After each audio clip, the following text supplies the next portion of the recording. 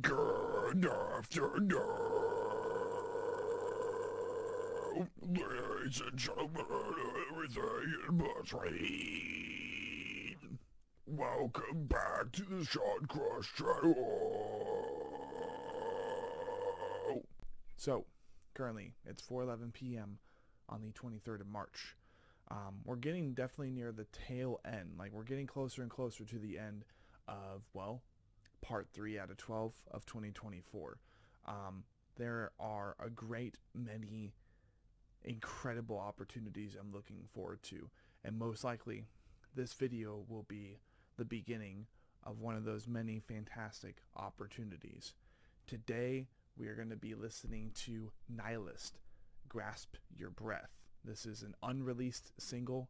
I kind of spaced off when he's planning to release it, but essentially this will be uploading the day of premiere. I think that's pretty easy to understand. So, if you would be so kind as to considering subscribing to the Crosscore Patreon, $3 a month to support what will be 5 different channels. And more specifically, so most importantly at this time, with there being 926 subscribers, so we are now we were at 125, which is a quarter to our first 1,000 subscribers. I'm so excited to get to that point, kind of cross into that new threshold, right? We've been in the hundreds. We've been rocking the hundreds since 2021, 2020. Now it's time to get into the thousands. Really excited for that. But even with just 926 people, if 926 more or less are paying $3 a month to what will be the band. This will be for Sean Cross. This will be for the podcast. And most likely also, well, Dark Matter Investigations, TSK, literally anything you can imagine. If you guys decide to invest, I will be working with $2,778 a month. Now, of course, there is no obligation, but quite literally, that would be more than I am currently making on a daily basis, on a bi-weekly basis, by working $14.50 per hour, 100 hours every 2 weeks when given the opportunity, not even including, though, DoorDash when I do that, and the primary job that I'm still hunting down. So please consider subscribing. If not, though, as we always say, because I know that I'm $50 negative in my bank account, and I'm going to be financially catching up for a long time. Also, per the 100 hours every 2 weeks with my current job, hunting for a new job, and doing DoorDash, most likely, depending on where that is, where that primary job ends up being located after I get off shift. Whole bunch of stuff, trying to make money where I can. I'm sure you guys understand. If you're not looking to financially invest, though, at this point, again, I completely understand. Over on Spotify, something really cool that I love doing as of recently and have loved doing since the very beginning, since April of 2021, we have our playlist, my Spotify playlist, Asahi and Omichi, Path to the Rising Sun. And what's really, really exciting is that I am well past a year of learning Japanese now, so most likely Asahi and Omichi will not just be a Spotify playlist for that much longer. I'm wanting to do a whole bunch of different stuff that will help me kind of distinguish from other reactive content creators. But our latest addition to the Asahi and Nomichi Spotify playlist would be, rightfully, by Millie, as I'm currently watching Goblin Slayer. Darker one for sure, but still really compelling plot.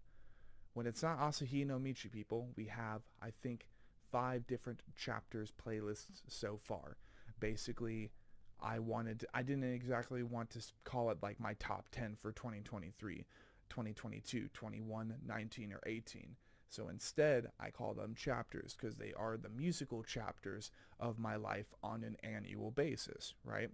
So chapter 23, Written in Dreams, this and the YouTube video itself that provides narration as to why I chose all of these albums. Well, the video that explains the reason, but the Spotify playlist goes in order from number 11 to number 1, bounces back and forth between the EPs of last year as well, and then near the tail end of it, before you, well, see the final album, there are standalone singles.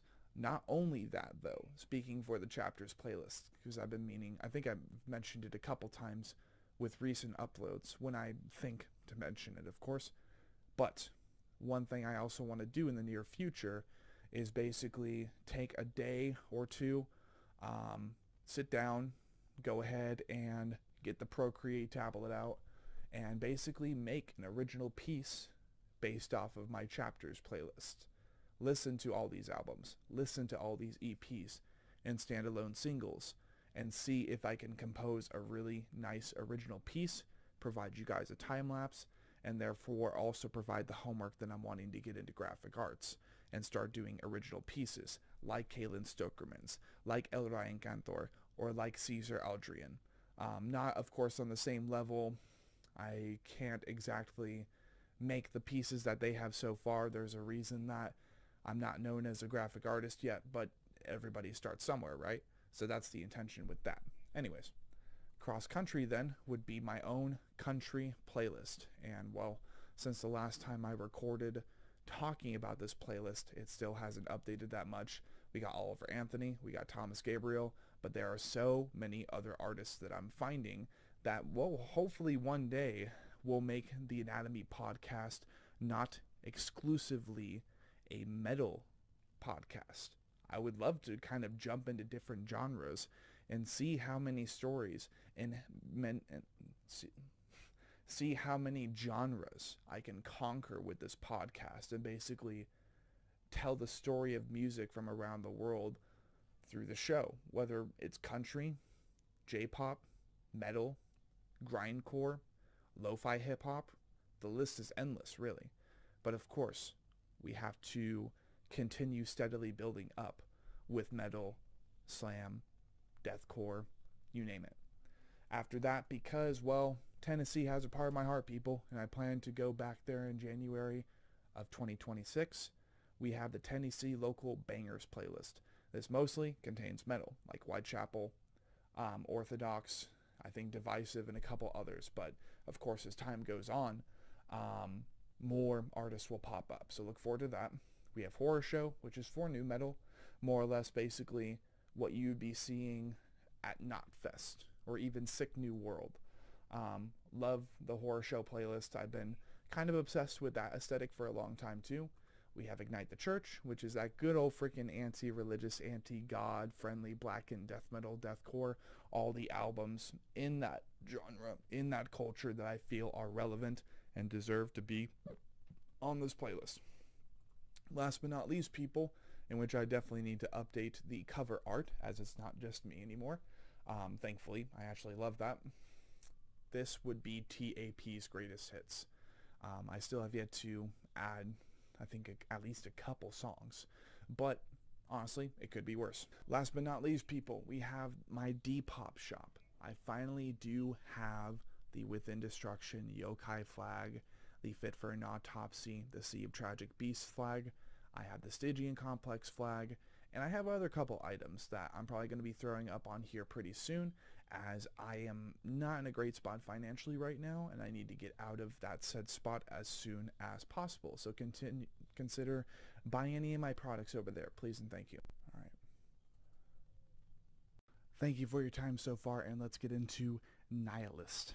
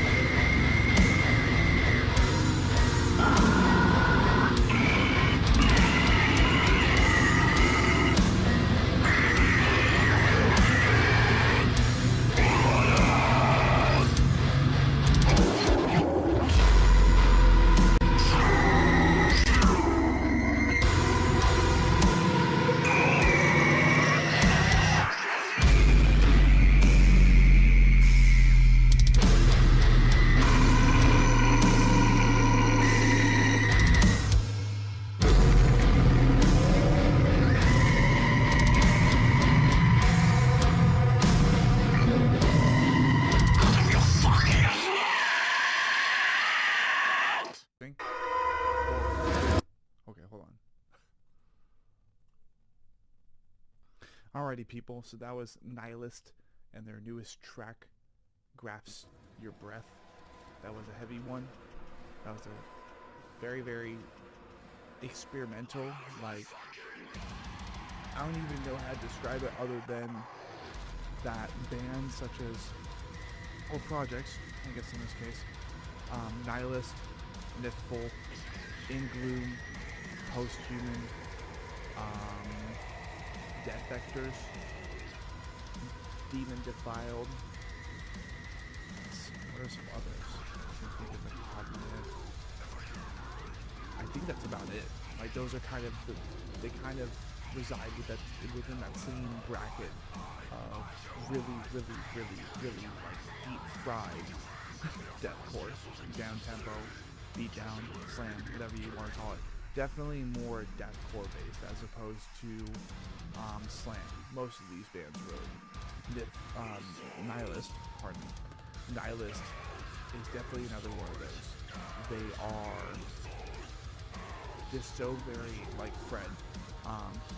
The way that he writes, the way that he decides to write, to kind of envelop his a very iconic vocal spectrum, is a testament to how far, how heavy, how bass drums deathcore can get. Grasp Your Breath specifically, well, it has your sound systems grasping for breath, really. I know my THX subwoofer, it didn't struggle. I'm sure if it was any more intense, how much bass there was during some of those breakdown sections, well, my bass would hate me. I would have to get a new sound system. So, Nylist overall, very experimental. I think one of Canada's most experimental deathcore projects to date. And I look forward to seeing what Fred ends up wanting to unleash this year with him releasing The Room just last year. I know there's a lot more he has yet to tell us about. He has a lot more to show us. And technically I've now been on the train with Nylist through 2 different cycles, and we still have yet to host Fred on the Anatomy Podcast with me and Finn the Orc King. But Toronto's best in experimental deathcore, that could be the quote. And just like the Great Eternal Music Machine, people, let's keep breaking.